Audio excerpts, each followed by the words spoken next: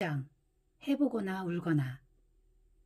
가 20살 자동차도 없는 군인이 덜컥 비행기를 샀다. 몇 달 후 제대하면 뭘 하며 돈을 벌지 분명한 계획도 없으면서 나는 그동안 모아둔 군인 월급을 모두 제이에게 투자해 비행기를 사버렸다. 그게 젊음 때문인지 경험 부족에서 나온 미숙함 때문인지 아니면 승전의 기쁨에 취해 인생이 마냥 장밋빛으로 보여서 그랬는지 모르지만 말이다. 그 시절에는 자가용 비행기는커녕 공항 한번 못 가본 사람도 많았다.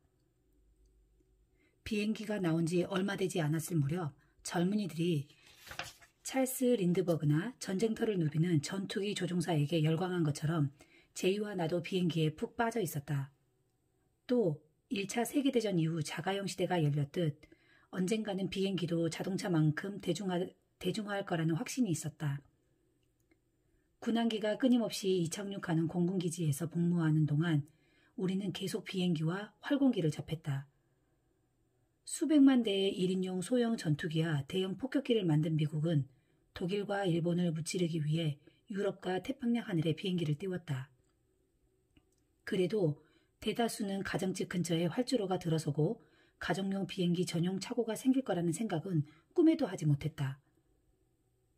비행기 여행이 서서히 대중화하는 걸 보고 제이와 나는 앞으로 항공 관련 사업의 전망이 밝을 거라고 예측했다. 적금을 깨서라도 한 대 사놓는 게 뭐 나쁘겠는가? 나는 아직 군 복무 중이라 아버지께 내가 모은 돈 $700를 제이에게 주어 비행기를 사는 데 투자해달라고 부탁했다.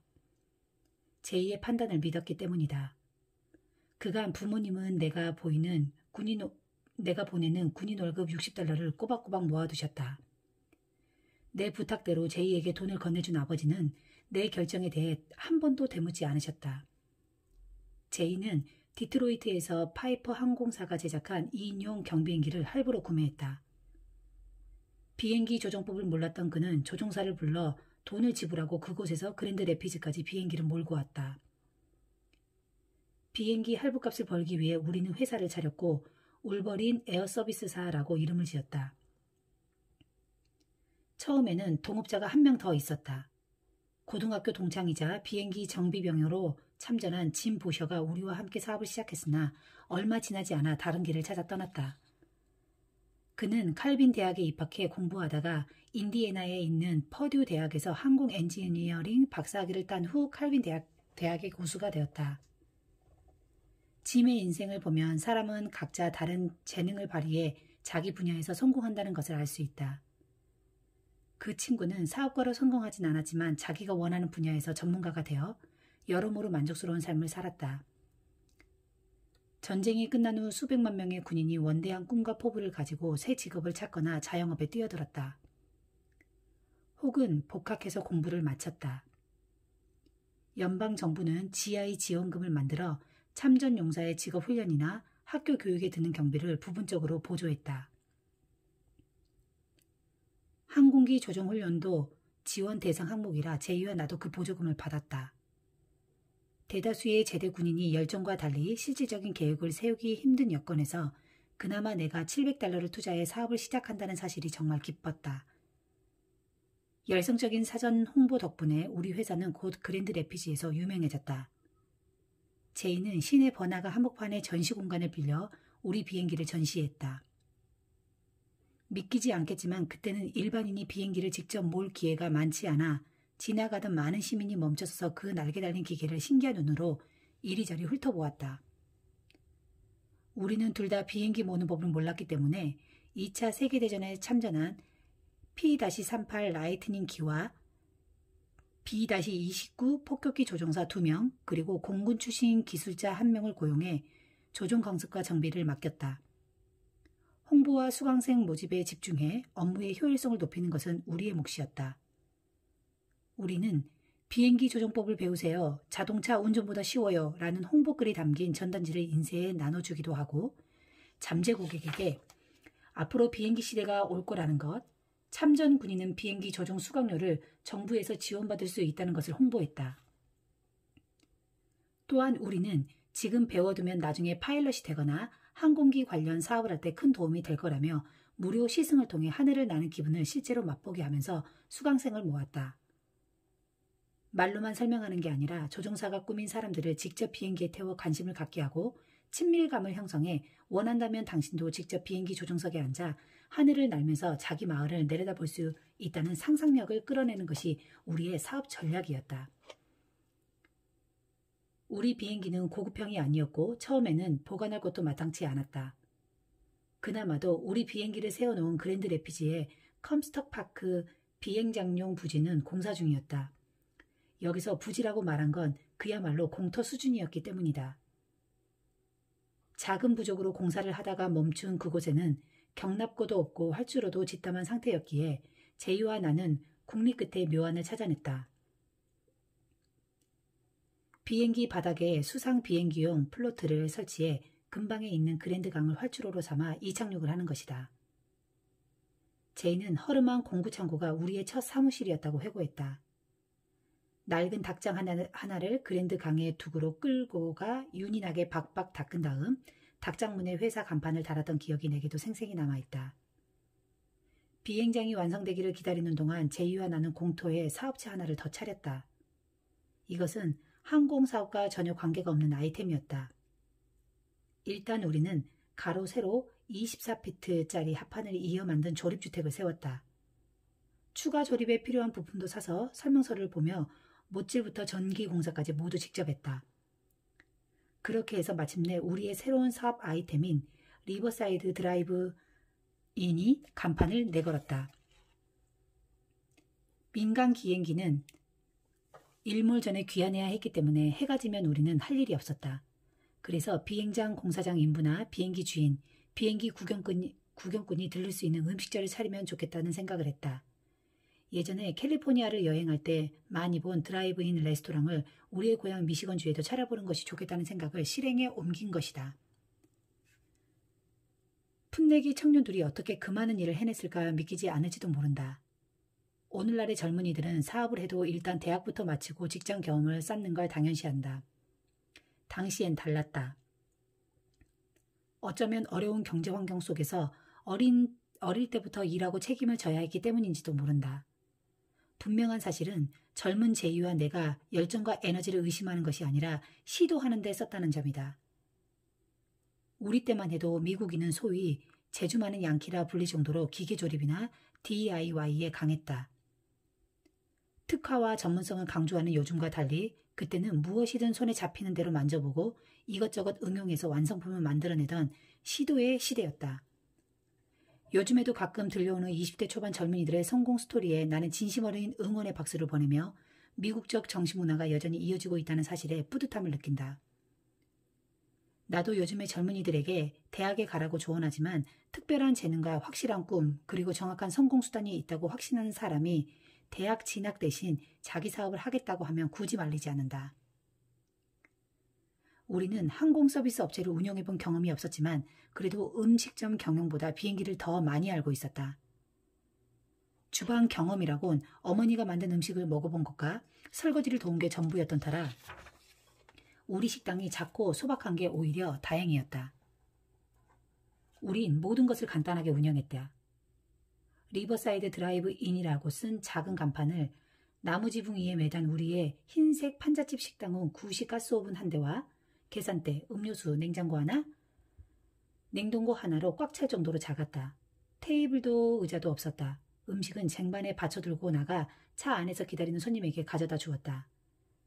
비행기 공사장은 마을에서 멀고 개발이 되지도 않아서 처음에는 전기도 수도도 없었다.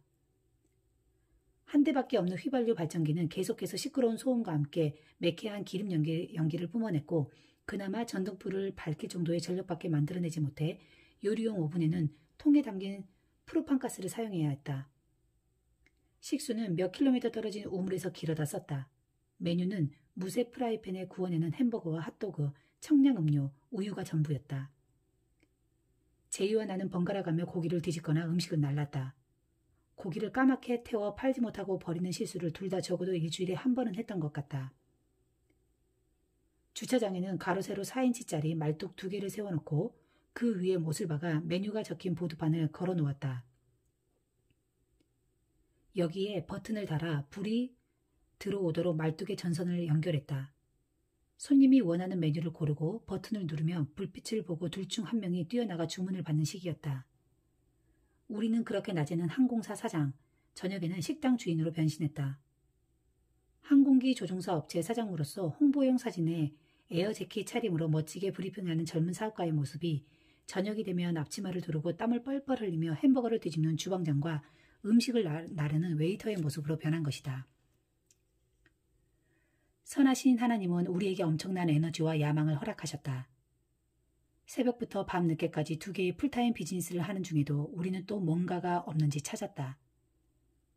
비행장과 가까운 그랜드 강에서 카누 대여도 하고 손수레로 된 아이스크림 판매 기계를 사서 여름이면 아르바이트 학생을 고용해 동네를 다니며 초콜릿 맛과 과일 맛의 형형색색 아이스바를 파는 장사도 했다. 슈피리어 호에서 영업하는 선박 임대업자들과 계약해 보트 낚시 관광 코스도 만들었다.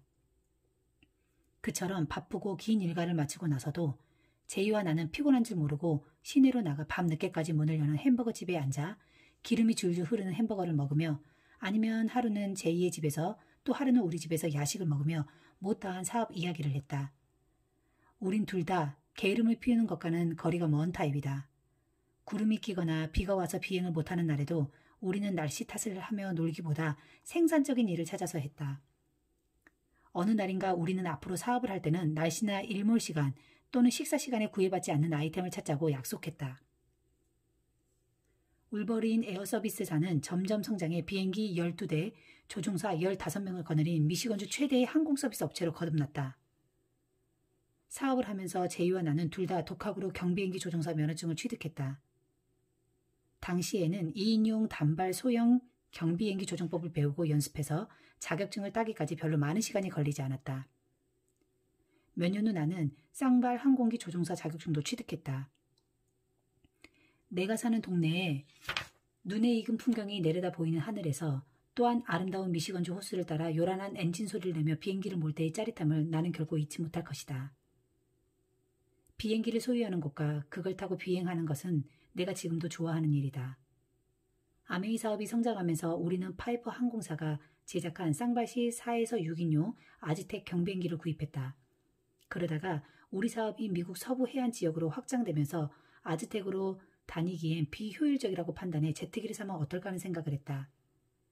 다행히 우리의 비즈니스 컨설턴트는 사장님들이 돈을 어디다 쓰는지는 제 소관이 아니지만 어느 곳에 있는 아메이 사업자들은 쉽게 만나고 또 사방에서 열리는 미팅과 연설하는 일에 도움이 된다면 사시지요 라고 동의해 주었다.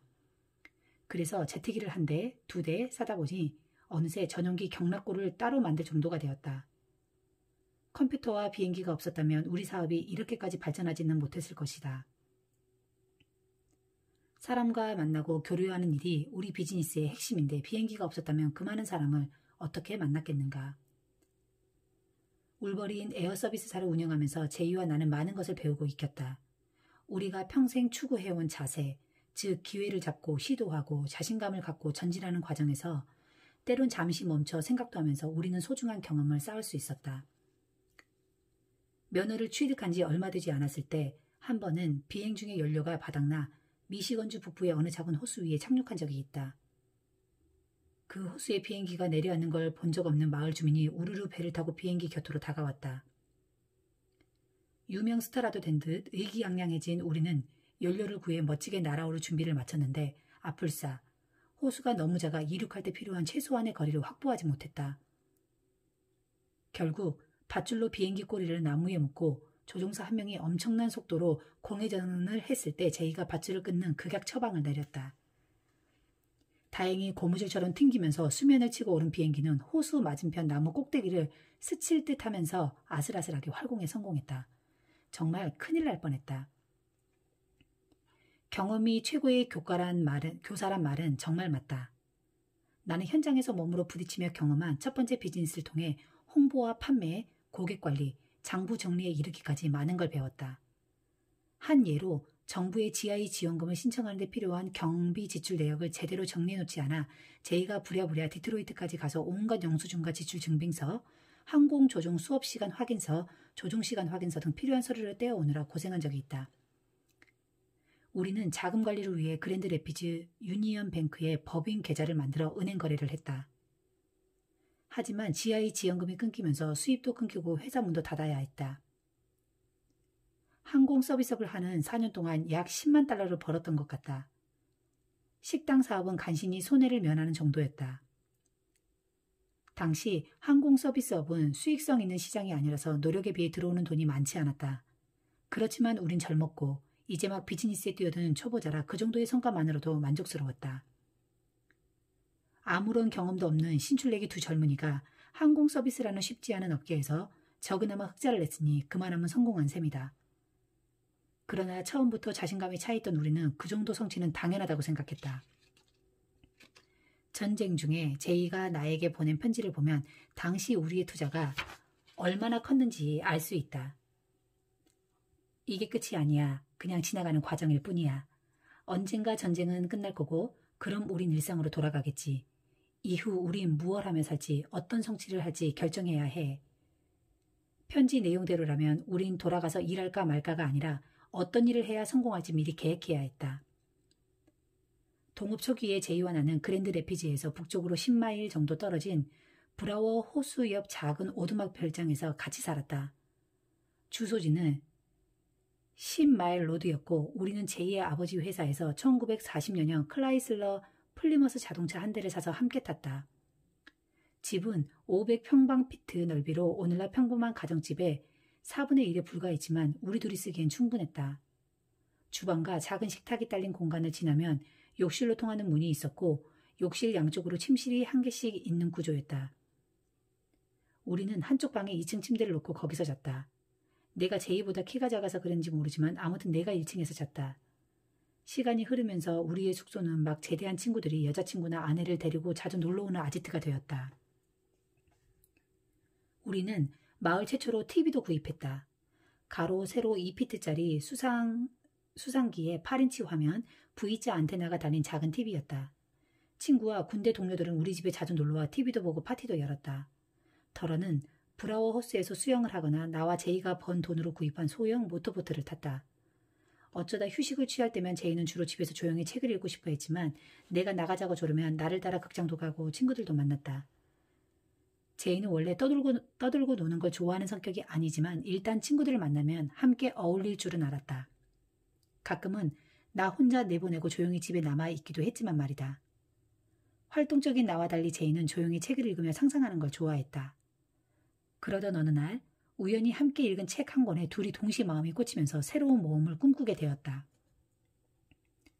1948년 겨울 우리는 리처드 버트램의 항해일지를 엮어 펴낸 캐리비언 크루즈를 함께 읽었다.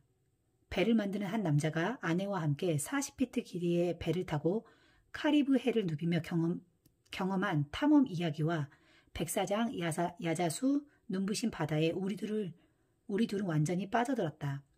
쉬지 않고 미친 듯이 일하던 우리는 배를 타고 멀리 나가면 한적하게 쉴 수도 있고 또 10대 시절 몬테나까지 트럭을 가져다 주던 때보다 훨씬 더 신나는 모험을 할 수 있을 거라고 생각했다. 그래서 하던 사업을 정리해 시간과 돈을 확보하는 즉시 항해를 떠나기로 결정했다. 우리는 요트 전문 잡지를 샅샅이 훑고 뉴욕에 사는 항해용 보트 중개인을 찾아낸 후 비행기로 날아가 중개인과 함께 배를 고르기 시작했다. 여러 조선소를 돌아다닌 끝에 마침내 우리는 원하는 배를 원하는 가격에 구입했다.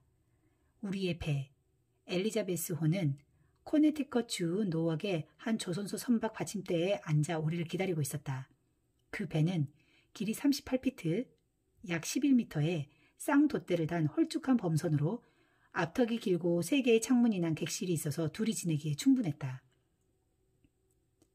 사람들이 예쁘고 아담한 배라고 부를 정도로 말쑥해 보이는 엘리자베스호는 전쟁 내내 마른 땅 위에 갇혀 있었다. 선체 중앙부는 약간 처져 있었지만 안정적인 외관 덕분에 고미를 따로 받쳐놓지 않아도 배는 잘 서 있었다. 몇 년 동안 물을 먹지 못한 나무 선체가 바짝 말라 표면에 널빤지가 일어나 있었음에도 선박 검수자들은 이 정도면 괜찮은 편에 속한다고 말했다.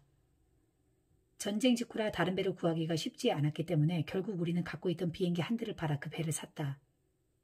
그렇지만 당장 항해를 떠나기엔 배의 상태가 좀 걱정스러웠다.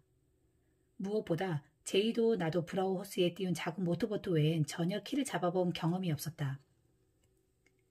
38피트짜리 진짜 배로 바다에서 항해하려면 아마추어 실력으로는 안 된다. 그래서 나는 제이가 항공사업체를 완전히 정리하러 미시건주로 간 사이에 전문 선장과 선원을 고용해 노스캐롤라이나주 월밍턴으로 같이 가면서 항해술을 배웠다. 어느 날 밤인가 선장이 자는 사이에 내가 지도를 잘못 보는 바람에 배가 뉴저지 늪지대까지 가고 말았다. 해양 경비대원은 그처럼 육지 가까이 들어온 배는 처음 본다며 황당해했다. 아무튼 크리스마스를 맞아 고향집에 간 제이와 나는 다시 노스캐롤라이나에 정박해 있는 엘리자베스호로 돌아왔고 이듬해인 1949년 1월 17일 마이애미로 첫 항해를 떠났다. 우리는 그곳에서 배를 카리브해 항해에 맞도록 업그레이드한 다음 적어도 푸에르토리코까지는 가볼 계획을 세웠다. 선착장을 떠나면 나는 제이에게 돛을 펴 제이라고 소리쳤고 그는 밧줄을 당겨 돛을 팽팽히 폈다. 이때 동시에 고물에 밧줄을 풀어야 했는데 선미 쪽으로 가는 게 좀 늦어졌다. 밧줄을 풀다 보니 조류가 이미 바뀌어 있었다. 선착장에 있을 때만 해도 바람의 방향이 괜찮았는데 막상 다음날 출항하려 하니 바람이 어제와 완전히 다른 방향으로 불고 있었다. 오랫동안 타지 않던 배를 바다에 띄울 때는 하루 정도 끈으로 바짝 묶어 놓았다가 풀어서 물을 먹게 해주어야 충분히 젖으면서 전에 벌어진 틈새가 잘 메워진다. 그걸 몰랐던 우리는 노스캐롤라이나에서 플로리다까지 항해하면서도 엘리자베스호를 묶어놓지 않았다. 또 선체 바닥에 물이 고이는 수위가 일정량이 넘으면 펌프가 돌아가도록 자동으로 스위치를 켜는 부표 장치가 없어서 물이 얼마나 찼는지 계속 눈으로 확인하며 수동으로 펌프 스위치를 조작했다. 새벽 3시에 정확히 일어나 펌프 스위치를 켜지 않으면 2-3시간 후엔 이미 배 바닥에 물이 흥건했다. 우리는 겸손하게 이 일과를 생활 계획표의 일부로 받아들였다. 엘리자베스호는 정식 보트치고 규모가 작았지만 우리는 말라서 벌어진 틈새가 조여지기를 기다리고 또 기다렸다. 플로리다 앞바다로 나아가니 다행히 세찬 파도의 압력 덕에 선체가 완전히 조여지면서 틈새가 메워졌다.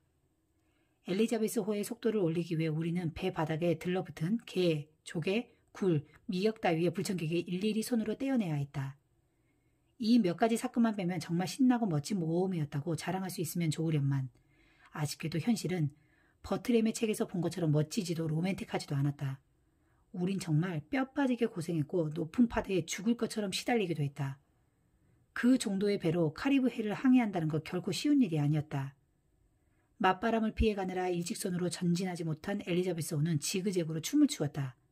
가령 50마일을 전진하기 위해 150마일을 옆으로 왔다 갔다 했다.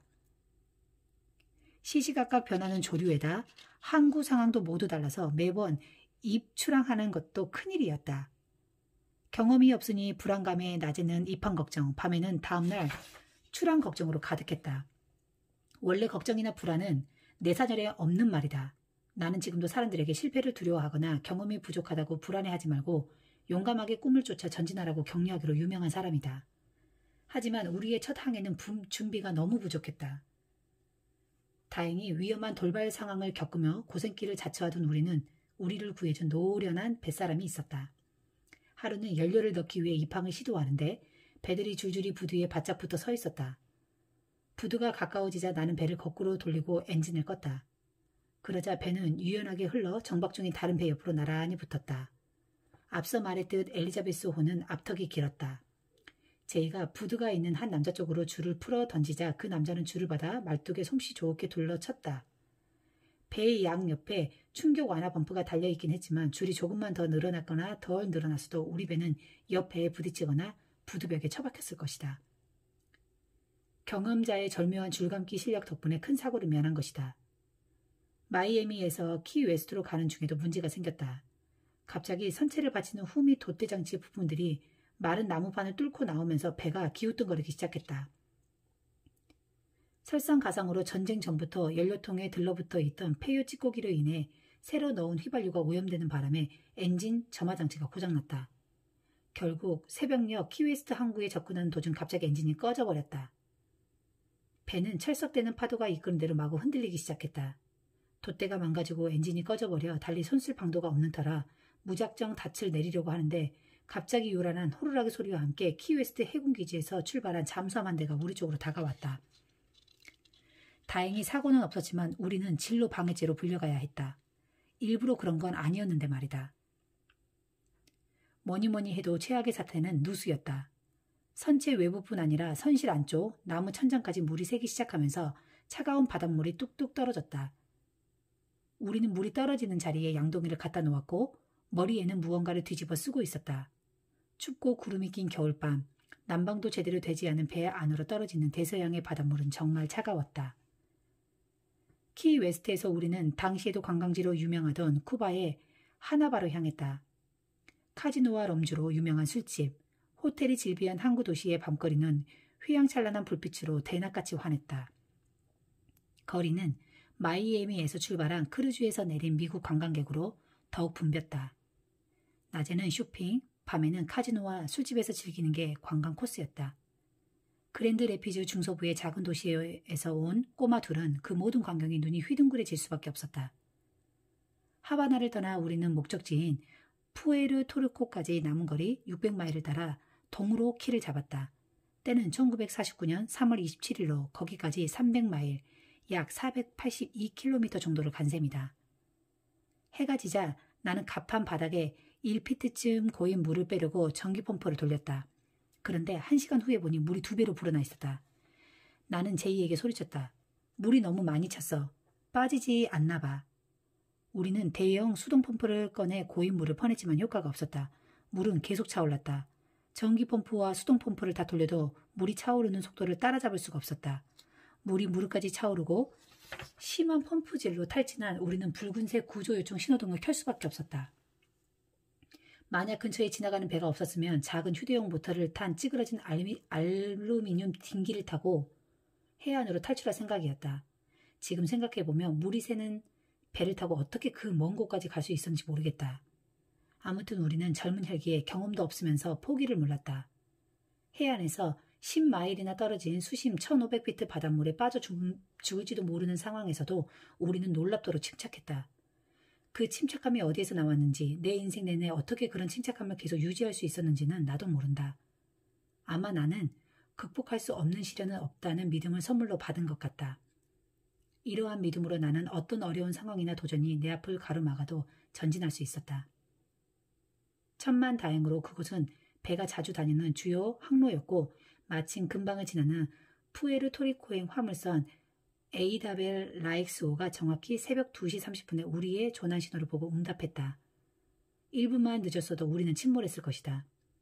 응답 바로 직전에 배 앞턱이 부러지면서 바닷물이 배 안으로 쏟아져 들어오기 시작했다. 잠시 후 우리 배 옆으로 온 라익스호의 선장이 우리를 내려다보며 소리쳤다. 도대체 누군데 여기서 뭐하는 거요? 어쩌면 그들은 우리를 쿠바의 해적으로 생각했을지 모른다. 나도 재빨리 소리를 쳤다. 여긴 코네티컷 항만청에 정식으로 등록한 엘리자베스 호입니다. 지금 익사하고 있다고요.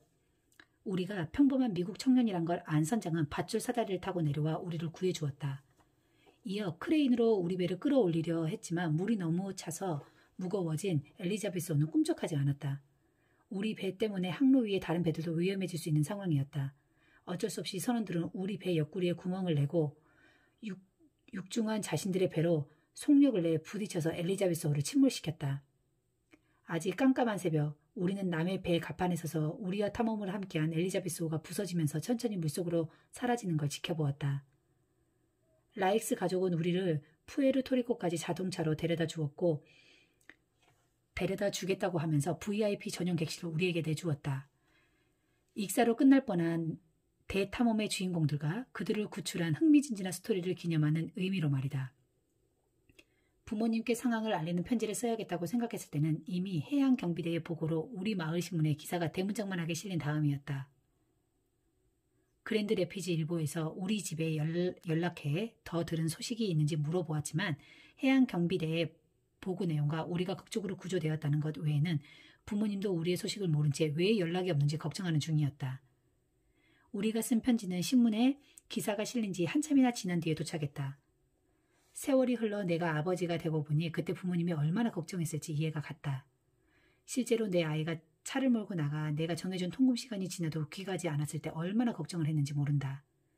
자동차도 아니고 오래된 배를 타고 경험도 없이 먼 바다로 나가 조난까지 당한 우리를 부모님은 어떤 심정으로 기다리셨을까? 우리가 모험심 많고 책임감 넘치는 씩씩한 어린이라는 것은 어디까지나 우리의 생각일 뿐이고 어찌됐든 부모님에게는 마냥 어린아이에 불과하다는 걸 그땐 몰랐다. 비록 배는 사라졌지만 제이와 나는 남아메리카에 가보겠다는 꿈을 접지 않았다. 자동차로 푸에르토리코까지 간 우리는 거기에서 베네수엘라의 카르카스 항까지 가는 부정기 유조선 티쿠우드호에 올라탔다. 선장은 여행용 배가 아닌데도 특별히 태워주는 거니까 한 사람당 1실링씩 내라고 했고 우리는 그 제안을 받아들였다. 하지만 쿠라사오 섬에 닿았을 때 우리는 거기서부터 베네수엘라까지 비행기로 가기로 하고 배에서 내렸다. 안타깝게도 우리는 현지 출입국 관리소가 미립국을 막기 위해 선원의 선박 이탈을 금지하고 있다는 걸 알지 못했다. 쿠라사오 섬은 카브리해에 있지만 네덜란드령이라 제이는 네덜란드어로 상황을 설명하려 했다. 그런데 그것 때문에 오히려 더 오해를 사고 말았다. 네덜란드어를 하는 미국인을 본 적 없는 그들은 우리를 공산당의 스파이라고 의심했고 20대 청년 둘이 배를 타고 전 세계를 돌아다니며 여행 중이라는 사실을 믿어주지 않았다. 출입국 사무소 직원이 우리에게 여기서 어떻게 나갈 예정이요? 당신들은 여기에 가뒀다가 나라에서 보석금을 내주고 나가게 하기는 좀 그런데? 라고 묻자마자 나는 우리 돈 많아요 라며 허리에 찬 지갑에 들어있는 몇천 달러를 보여주었다. 우리는 일단 여권을 압수당하고 며칠 동안 미국 정부와 몇 가지 사항을 확인한 다음에야 풀려났다. 우리는 우선 베네수엘라의 비행기표를 샀는데 그곳은 환율 때문에 물가가 굉장히 비쌌다. 그 다음 목적지는 물가가 좀 낮은 콜롬비아 북부의 바랑키아였다. 구체적인 여정이 없던 우리는 그냥 지도를 보고 한 곳을 찍은 후 그곳으로 향했다. 바랑키아는 카브리의 연안에서 콜롬비아 내륙으로 깊이 흘러들어가는 막달레나 강 하구의 항구 도시다. 거기서 우리는 마크 트웨인의 소설에 등장할 법한 90보트를 탔다. 배의 꼬리 부분에 큰 바퀴가 하나 달려있는 그 선미 외륜선의 갑판은 짐을 나르는 바지선의 갑판과 비슷했고 객실은 2층에 있었다. 1949년에 콜롬비아는 내전으로 피폐한 데다 반미 감정이 무척 심했다. 양키 고호음이라 쓴 팻말이 여기저기 붙어 있었고 사람들은 겉보기에도 우리를 싫어하고 경계하는 기색이 역력했다. 아무도 영어로 대답하는 사람이 없으니 우리가 스페인어를 배울 수밖에 없었다. 식당에서 주문을 하거나 길을 물을 때는 물론 어디 가서 말 한마디를 해도 스페인어를 써야 했기 때문에 우리는 늘 사전을 갖고 다녔다. 제이와 나는 따뜻한 햇살을 받으며 갑판 위 의자에 누워 울창한 열대 정글이 만들어내는 아름다운 경치를 감상했다. 하지만 밤에는 정글에서 갑자기 강도떼가 나타나 보트 승객의 돈을 빼앗는 일도 있어서 군인들이 늘 강둑에서 보초를 섰다. 날이 더워지면서 막달레나 강의 수심이 낮아져 배를 띄울 수 없게 되자 이번에는 기차를 타고 메델린으로 가서 비행기를 타고 칼리로 갔다. 그리고 다시 그곳에서 협계 열차를 타고 부에나벤투라로 떠났다. 장난감처럼 앙증맞은 이 열차의 객석 양편은 뚫려 있어서 밖이 바로 내다보였다. 터널을 지날 때는 연료통의 그름이 못 빠져나가고 객실 안으로 들어와 고이는 바람에 온몸에 숯검정을 뒤집어 쓰기도 했다. 그 다음에는 여객 화물 복합선을 타고 에콰도르, 페루, 칠레를 차례로 여행했는데 화물선은 도중에 바나나를 내리고 사탕수수와 면화를 실었다. 칠레의 산티아고는 따뜻한 지중해성 기후에다 사람들이 무척 친절해서 좋았다. 우리는 그곳에서 몇 주 머물면서 그동안의 여행에서 쌓인 피로를 풀며 오랜만에 푹 쉬었다. 재충전을 끝낸 제이와 나는 계속해서 아르헨티나, 우루과이, 브라질, 프랑스령, 기아나까지 갔다가 비행기를 타고 다시 카리브 연안을 지나며 트리니다드, 안티구아, 아이티, 도미니카 공화국에 이르는 노선을 차례대로 여행했다. 이국적인 매력을 물씬 풍기는 그곳은 매우 아름다웠지만 동시에 미국과 너무 차이가 큰 빈곤함과 가난함에 나는 미국인이 자신의 부유함과 안락함에 좀 더 감사해야 하지 않을까 하는 생각을 했다. 이 생각은 지금도 변함이 없다. 못 사는 나라를 무시해서가 아니라 미국인의 애국심이 다소 부족하지 않나 하는 마음에서 말이다. 엘리자베스호가 우리 눈앞에서 산산이 조각나며 물속으로 가라앉는 걸 보는 순간에도 나는 속으로 자, 이제 뭘 하지? 라며 다음 계획을 세웠다. 죽을지도 모르는 상황이었지만 죽을 수도 있다는 생각은 아예 하지도 않았다. 어려움이 닥칠 때 포기하지 않고 다시 도전한 경험을 통해 나는 놀라운 자신감을 얻었고 문제가 생기면 문제를 볼 게 아니라 어떻게 빠져나갈지 방법을 찾는 데 집중해야 한다는 것을 배웠다. 또 하나, 이미 끝난 상황은 돌아보지 말자는 결심도 했다. 배가 침몰했다고 여행이 끝나는 건 아니다. 그 문제는 타고 갈 교통편만 바꾸면 해결할 수 있었다. 할 수 있는 걸 하면서 계속 전진하면 그만이다. 활주로도 없이 무늬만 비행장인 곳을 보고도 우리는 당황하지 않았다. 대신 플로트를 비행기에 매달아 물 위에서 이착륙할 수 있는 방법을 찾아냈다. 식당에 전기가 들어오지 않는 것도 문제가 되지 않았다. 발전기를 구해 사용하면 되지 않는가? 항해 경험이 없었어도 우린 카리브해를 항해했다. 뭐든 하면서 배우면 된다. 훗날 나는 해보거나 울거나 라는 제목의 연설에서 그런 내 경험을 인용한 적이 있다. 주제는 간단하다. 학벌, 경험, 배경 등을 핑계 삼아 익숙하지 않거나 힘들어 보이는 일은 시도조차 하지 않는 경우가 꽤 많다. 그때 미리 포기하고 주저앉아 신세한탄을 하며 울겠는가 아니면 한번 해보겠는가. 한번 해보라. 실패하면 다시 시도하라. 내 경험상 우는 것보다는 해보는 게 항상 나았다. 제이와 나는 못할 핑계를 찾는 대신 해보는 쪽을 선택했기에 다른 친구들에게는 그저 상상으로 그쳤을 카리브해 항해라는 모험을 정말로 떠났고 계속 시도했다. 우리의 다음 모험은 평범하지 않은 또 하나의 시도였다. 그것은 시대적으로 너무 앞선 개념이었고 다른 사람들에게는 좀 이상하게 보일 수도 있는 일이었다. 하지만 우리는 서로를 보며 말했다. 뭐 어때? 한번 해보자.